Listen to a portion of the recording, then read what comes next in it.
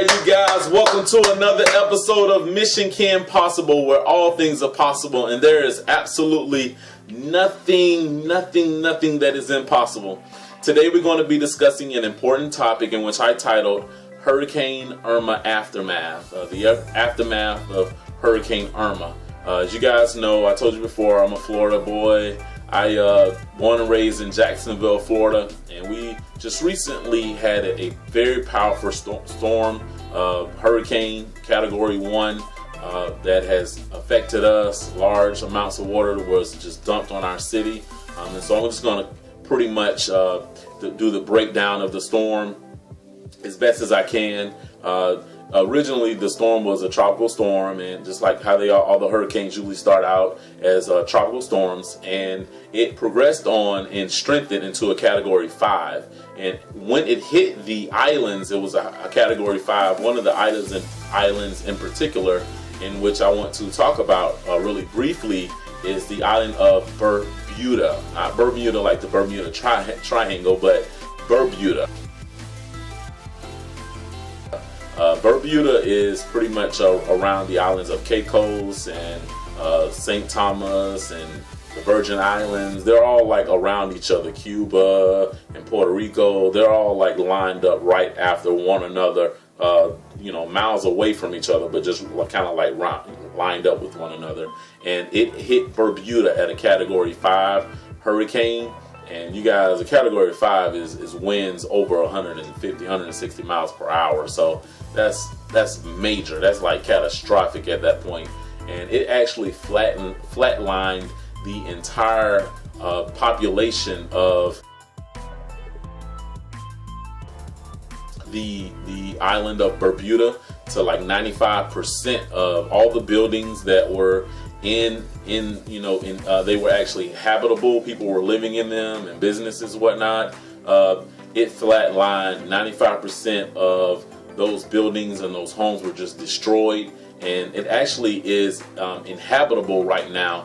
Those people that were the remaining survivors of the island of Bermuda had to uproot and go to somewhere else to actually live now. And so there's no one on the island of Bermuda at this time, at the time of this recording, okay? And pretty much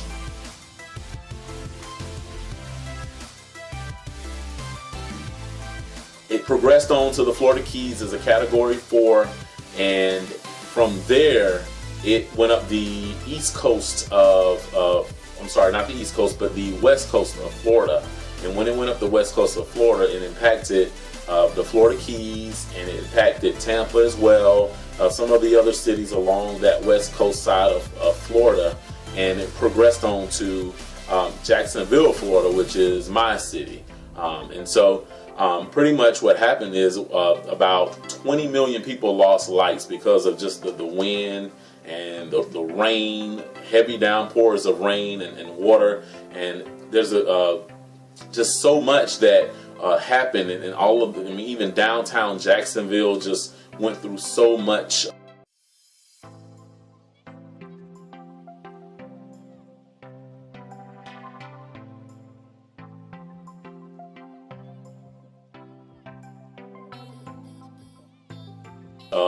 So much flooding till it was just crazy. We haven't had a storm like that hit us. It's been a century since we had a large storm that has really affected our city like that.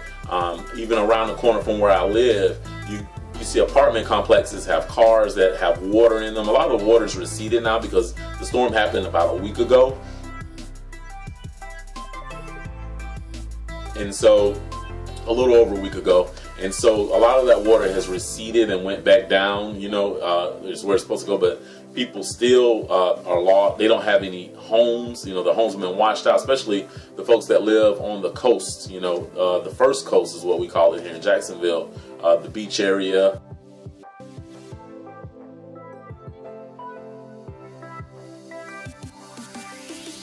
And they've lost their homes, A lot of people have significant water damage, whereas we have two rivers, Trout River and the St. Johns River. The St. Johns River runs through the downtown area, pretty much, and it runs over into the intracoastal waterways and into the ocean.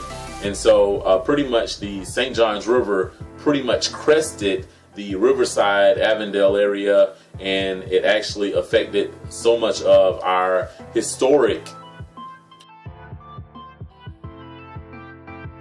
statues and areas that we just kind of like to go. The parks, the Riverside Memorial Park, downtown Jacksonville Landing was just flooded so much, and the places that we like to go to just hang out or even just kind of like walk around. Some people just walk it in the morning, or walk across the bridges or what have you, but a lot of those places were just destroyed, and even those southernmost parts of Florida.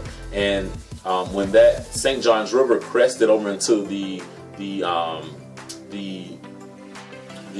Memorial Park, the Memorial Park in the Riverside area, it just caused so much of water to rise almost over statues that are just as tall as I am, and I'm 5'11", so just imagine seeing water go over statues and being right up to the river, the ocean. The river is like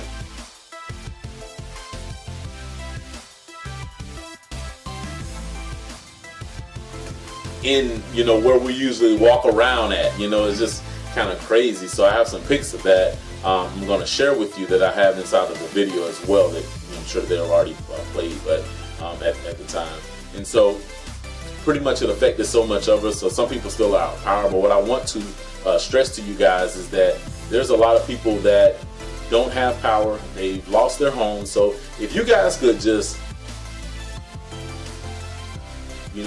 sow into their lives, whether it be clothes or whether it be like I say, clothes, food. People really need food right now. A box of noodles will go a long way with a person or a family. 2 boxes and some pasta sauce.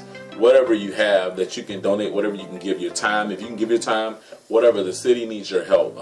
Jacksonville is a place I've always lived my whole entire life of 32 years, and I live in a great city, and it's just like I really take pride in where I live at, and I actually volunteered, did some things, and I look forward to doing some more things, and I just encourage others to do the same thing.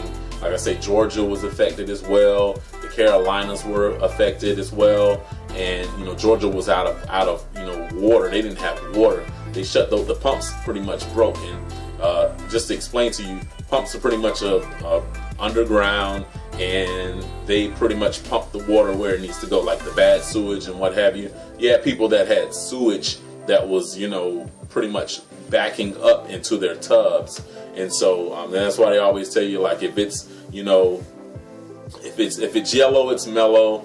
If it's brown, flush it down, and just kind of monitor your pretty much your flushing activity, so to speak. And so that's why they do it, because those pumps pump the water into certain places they need to go underground, and it keeps the bad stuff from backing up into your home. And that's what happened in Kingsland, Georgia, to a lot of homes. And so people were out of water. I have a friend of mine, close friend of mine, he was without water for a long time, and pretty much had to find other places, but they got their water turned back on and everything was good. But a lot of people still don't have food and what have you. So I just encourage you guys to just please donate whatever time you can. Please know that for the city of Jacksonville, state of Florida, we will rebuild. We will rebuild and repair and get back to where we were. And you guys, we just need to pull together as well to help, and whatever you can do, whatever time you can spare, do that, because the city needs your help wherever you live.